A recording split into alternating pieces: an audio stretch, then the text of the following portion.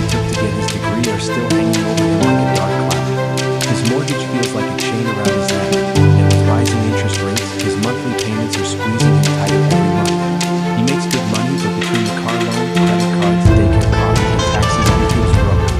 Jason is living what many call the middle-class lifestyle, but in truth, he doesn't own it. The bank owns his house. The lender owns his car. The credit card company owns his paycheck before he even sees it. He's not free, he's trapped. And then there's Maria. Her father worked in a factory for 30 years, earning a stable wage, buying a home, and putting her through college. That factory job gave her family security and pride. But when Maria graduated, those kinds of jobs were gone. The plant shut down, the work shipped overseas, and Maria entered a world where jobs were unstable, contracts were temporary, and pensions were a relic of the past. She's educated, hardworking, and determined, yet she's constantly jumping from job to job, chasing security that no longer exists. These stories are the threads of a much larger tapestry, one that reveals the pain of the truth. The middle class is being squeezed from every direction. The causes are many, but they all point to the same conclusion. Let's break it down. The first enemy of the middle class is inflation, the silent killer. Inflation is the invisible tax that eats away at your paycheck every single day. $100 today doesn't buy what it did 10 years ago, and it won't buy as much 10 years from now. Prices for food, gas, housing, healthcare, and education keep climbing, while wages lag behind. The wealthy don't suffer from inflation the way the middle class does because they own assets that grow with inflation: stocks, real estate, businesses. Meanwhile, the middle class has wages and debt. Wages lose value and debt becomes heavier. It's a race where the rich are in fast cars and the middle class is running barefoot, falling further behind with every lap. And when inflation tightens the squeeze, what do most people do? They borrow. They swipe the credit card. They take out loans. They refinance the house.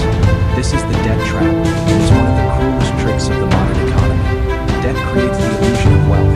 You can live in a nice house, drive a nice car, take nice vacations, but in reality, you're renting your lifestyle from the bank. You don't own it. They do.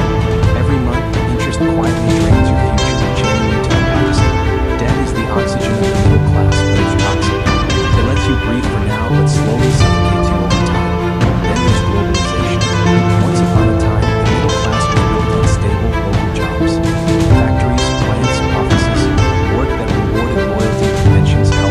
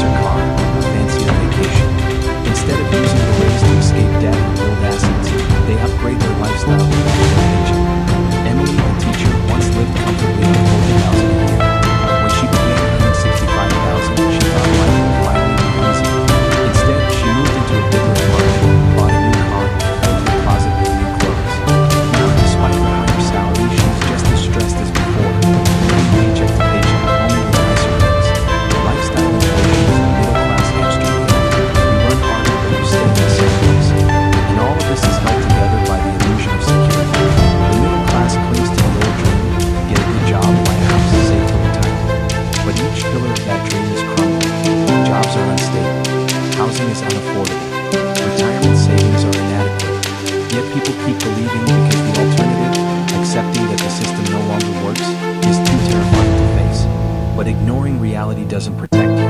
It just makes the crash harder when it finally comes. So the forces are clear.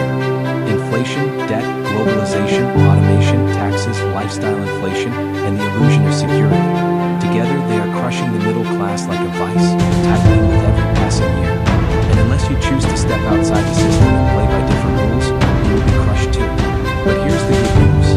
The collapse of the middle class is not the end of your story. In fact, it can be the beginning. Because while millions are sliding down, some are rising, breaking free from the old model and building wealth in new ways. And if they can do it, so can you. The first step is to stop playing the old game. Forget the fantasy that your job alone will make you secure.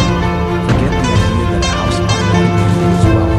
Forget the dream that saving scraps in a retirement account will protect you. Those rules don't apply anymore. The game is rigged. Why keep playing by their rules? The wealthy didn't become wealthy by following the same script as everyone else. They questioned the system, broke away, and built their own. The second step is to build assets, not just income.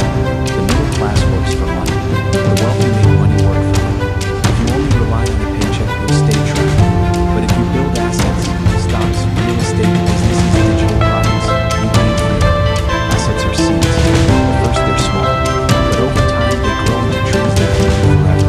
Jason, our tech worker, realized this too late, but he started anyway. His first rental property barely broke even, and a few years later, it pays his mortgage. That's the power of planting seeds. The third step is mastering financial literacy. Schools never taught you the truth about money, so you have to teach yourself. Learn how compound interest works. Learn how to budget. Learn how to invest. Learn how to spot traps. Knowledge is your weapon. Sarah, the nurse, spent 20 minutes a day learning about money. Within a year, she cut expenses, paid off debt, and started investing. That small shift changed everything. The fourth step is diversifying your streams of income. The middle class often relies on one paycheck. The wealthy never do. One stream is dangerous. Lose it and you're done. But with multiple streams, you're resilient. Maria built a freelance side hustle, invested in index funds, and opened an online store. Now, if one income stream dries up, she has others to keep her afloat. That's resilience. The fifth step is to live below your means. It sounds simple, but it's the hardest discipline of all. Forget impressing neighbors with cars you can't afford. Forget buying things you don't need to prove you're successful. If you spend everything you earn, you'll never escape. But if you earn more, spend less, and invest the gap, you'll buy freedom. Emily learned this the hard way. She sold her luxury car, downsized her apartment, and started investing. For the first time, she feels secure. The sixth step is to think globally and digitally. Globalization took jobs, but it also opened opportunities. You can sell to anyone in the world with a laptop and Wi-Fi.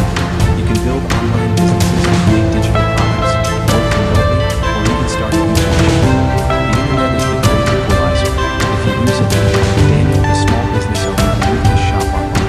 At first, it was just a side hustle. Now, most of his income comes from digital sales. He's no longer tied to one town or one economy. Finally, you must adopt the wealth mindset. The middle class mindset is about safety, fear, and scarcity. The wealthy mindset is about growth, possibility, and abundance. The middle class sees money as something to spend. The wealthy see money as a tool to multiply. The middle class avoids risk. The wealthy embrace it strategically. The shift begins in the mind. When Sarah, Jason, Maria, and Emily changed how they thought, everything else followed. So here you are, standing at a crossroads. One path leads deeper into the disappearing middle class. The debt, the struggle, the false security. The other leads